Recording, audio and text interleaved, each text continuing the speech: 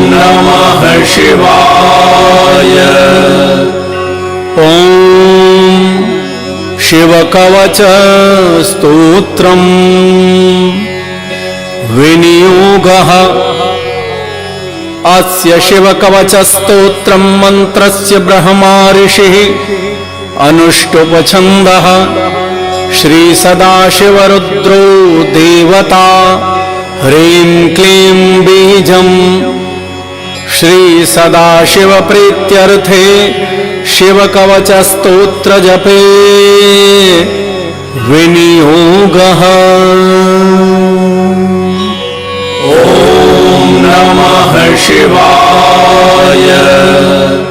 ध्यानम् वज्रदंष्ट्रं त्रिनयनं कालकण्ठमरिन्दमम् सहस्रकरमत्युग्रं वन्दे शम्भुम् उमापतिम्। अथापरं सर्वपुराणगुह्यं निःशेषपापौघहरं पवित्रं जयप्रदं सर्वविपत्प्रमोचनं वक्ष्यामि शैवं कवचं हितायते। ऋषभ उवाच नमस्कृत्यं महादेवं विश्वव्यापिनमीश्वरं वक्ष्ये शिवमयं वरमा सर्वरक्षाकरं नृणाम्। शुचौ देशे समासीनो यथावत् कल्पितासनः जितेन्द्रियो जितप्राणश्चिन्तयेच्छिवमव्ययम्। हृत्पुण्डरीकान्तसन्निविष्टं स्वतेजसा व्याप्तनभुवकाशम् अतीन्द्रियं सूक्ष्ममनन्तमाद्यं ध्यायेत्परानन्दमयं महेशम्। ध्यानावधूता अखिलकर्मबन्धः चिरं चिदानन्दनिमग्नचेताः। षडक्षरन्याससमाहितात्मा शैवेन कुर्यात् कवचेन रक्षाम्। मां पातु देवोऽखिलदेवतात्मा संसारकूपे पतितं गभीरे। यन्नाम दिव्यं वरमन्त्रमूलं धुनोतु मे सर्वमघं हृदिस्थम्।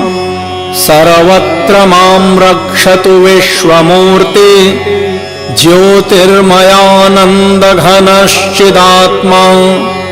आळूरणीयानुरुशक्तिरेकः स ईश्वरः पातु भयादशेषात्। यो भूस्वरूपेण बिभर्ति विश्वम् पायात् स भूमेर्गिरिशोष्टमूर्तिः।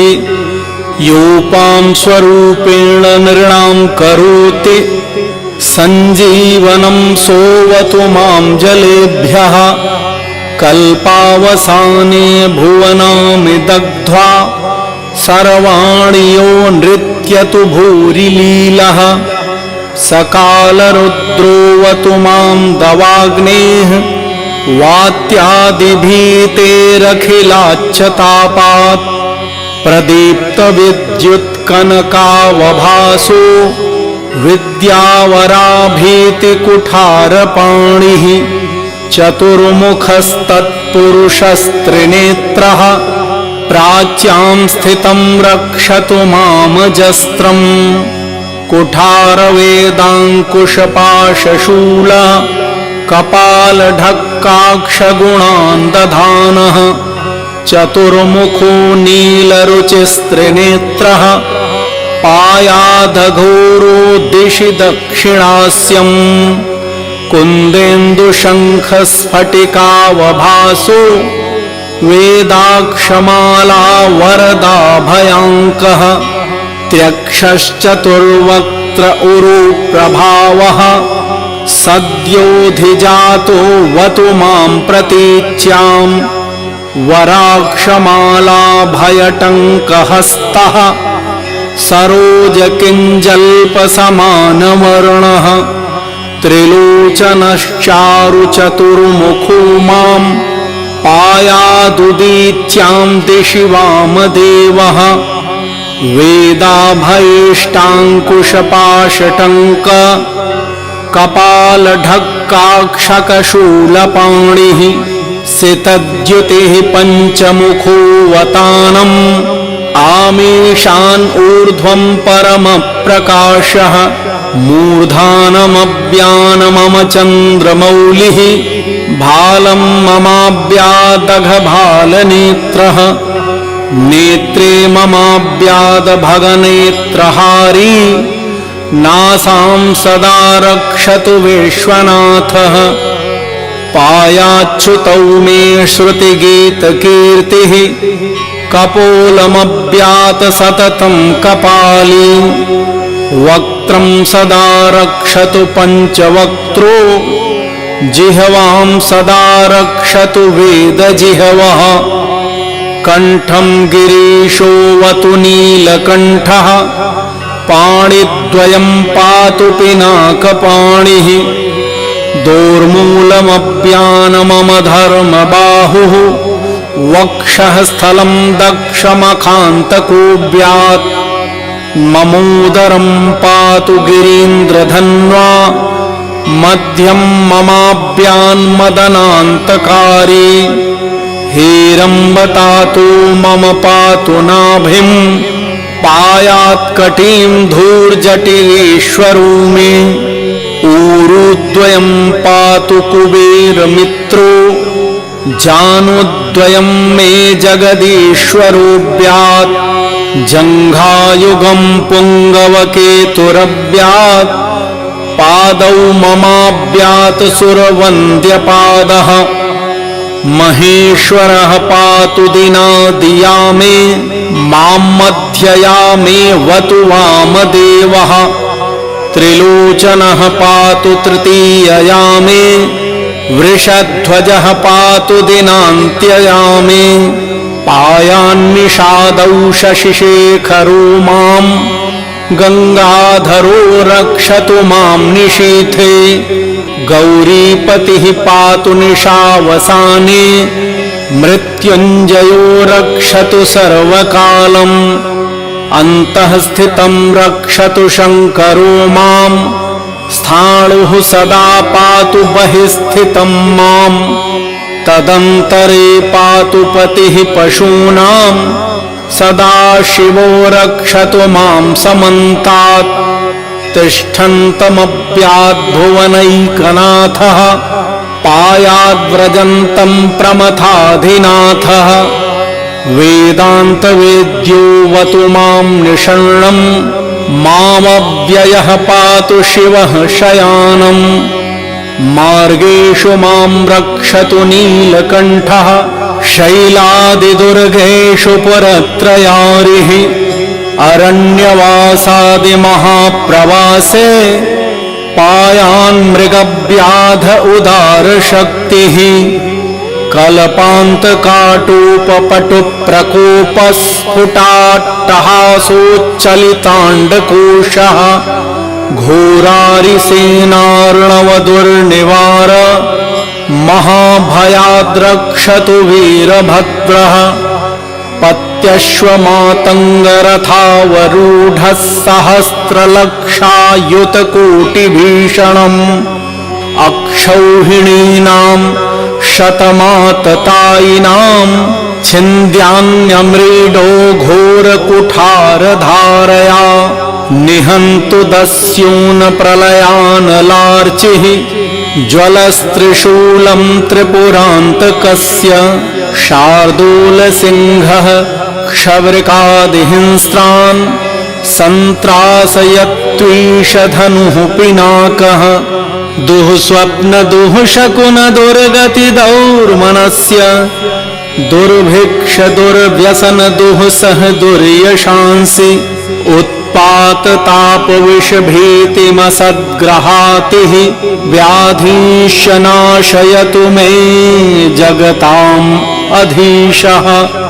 ऋषभ उवाच इत्येतत्कवचं शैवम् वरदं व्याहृतं मया सर्वबाधाप्रशमनं रहस्यं सर्वदेहिनां यः सदा धारयेन्मर्त्यः शैवं कवचम् उत्तमं न तस्य जायते क्वापि भयं शम्भोरनुग्रहात्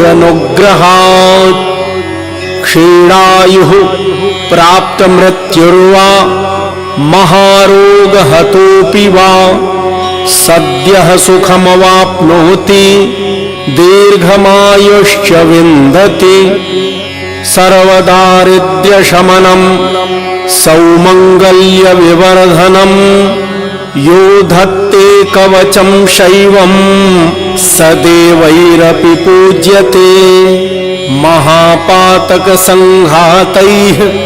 मुच्यते चोपपातकैः देहान्ते मुक्तिमाप्नोति शिववरमानुभावतः त्वमपि श्रद्धया वत्स शैवं कवचम् उत्तमं धारयस्व मया दत्तं सद्यः श्रेयो ह्यवाप्स्यसि। सूत उवाच इत्युक्त्वा ऋषभो योगी तस्मै पार्थिवसूनवे ददौ शङ्खं महारावं खड्गं चारिनिषूदनं पुनश्च भस्म सम्मन्त्र्य तदङ्गं परितोष्पृशत् गजानां षट्सहस्रस्य त्रिगुणस्य बलं ददौ भस्म प्रभावात् सम्प्राप्त बलैश्वर्यधृतिस्मृतिः स राजपुत्रः शुशुभे शरदर्क इव श्रिया तमाह प्राञ्जलिं भूयः स योगी नृपनन्दनम् एष खड्गो मया दत्तः तपोमन्त्रानुभावितः शितधारमिमं खड्गं यस्यै स्फुटम् स सद्यो म्रियते शत्रुः साक्षान्मृत्युरपि स्वयम् अस्य शङ्खस्य निर्ह्लादं ये शृण्वन्ति तवाहितः ते मूर्छिताः पतिष्यन्ति न्यस्तशस्त्रा विचेतनाः खड्गशङ्खाविमौ देव्यौ परसैन्यविनाशनौ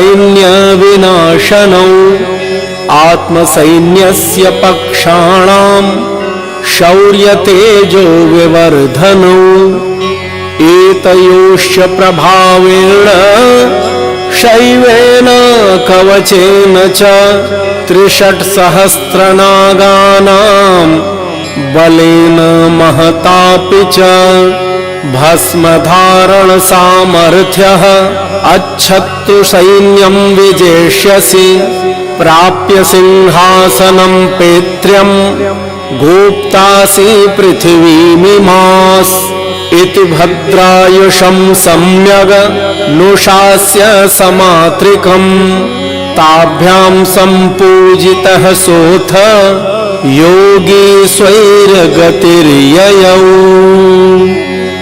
इति श्रीस्कन्दपुराणे ब्रह्मोत्तरखण्डे शिवकवचं समाप्तम्।